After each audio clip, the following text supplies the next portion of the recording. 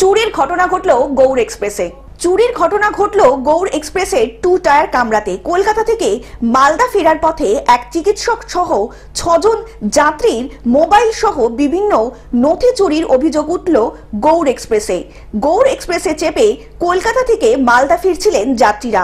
এই ঘটনার জন্য যাত্রীরা রেলের নিরাপত্তা নিয়ে ক্ষোভ প্রকাশ করেছেন এবং তারা অভিযোগ জানিয়েছেন জিআরপিএফ এ।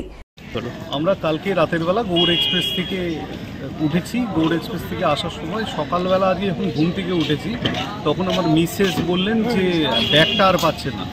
তো ব্যাগের মধ্যে 2খানা মোবাইল ফোন ছিল, কিছু ক্যাশ ছিল আর ক্রেডিট আর ডেবিট কার্ড ছিল। তো আমরা এখানে এসে নিয়ে জিআরপিএফের কাছে কমপ্লেন করলাম।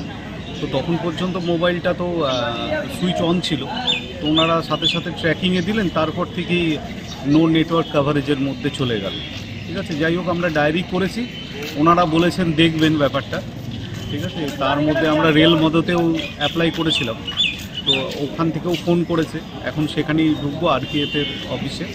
মালদা রেল স্টেশনে পৌঁছে তারা বুঝতে পারেন তাদের মোবাইল, টাকা, ক্রেডিট কার্ড ও ডেবিট কার্ড সহ বিভিন্ন নথি চুরি হয়ে গিয়েছে।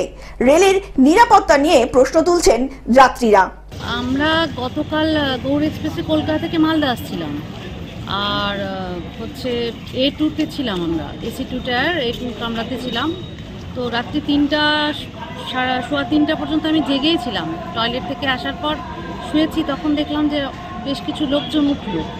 এবার তারপর আমি লোয়ার বার্থে ছিলাম। এবার সেখানে কিছুক্ষণ পরে হয়তো আমার চোখ লেগে গেছে, তারপরে আর জানতে পারিনি। তো যখন ট্রেন মালদা স্টেশনে ঢোকে ঠিক 6টার দিকে যে ঘুম ভাঙে আমার, তো সেখানে দেখি যে ঘুম থেকে উঠে নিয়ে দেখি যে ব্যাগটার দিকে খেয়াল করি, ব্যাগটা নেই। হ্যাঁ, এবার ব্যাগটা নেই, যখন আমি ব্যাগ নেই করে হাজব্যান্ডকে বললাম, ও নামলো, খোঁজাখুঁজি করলাম কিন্তু পেলাম না। তারপর স্টেশনে নেমে জিআরপিএফের এখানে আমরা এফআইআর করি।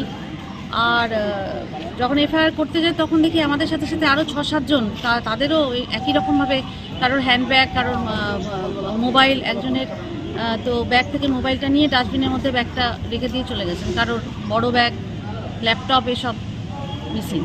মালদা থেকে অভিষেক দাসের রিপোর্ট, গ্লোব নিউজ। এখন থেকে গ্লোব টিভি দেখুন আপনার স্মার্টফোনেও। গুগল প্লে স্টোর অথবা অ্যাপল স্টোর থেকে ডাউনলোড করুন গ্লোব টিভি লাইভ অ্যাপ। এছাড়া জিও টিভি অ্যাপ থেকে দেখুন গ্লোব টিভি লাইভ।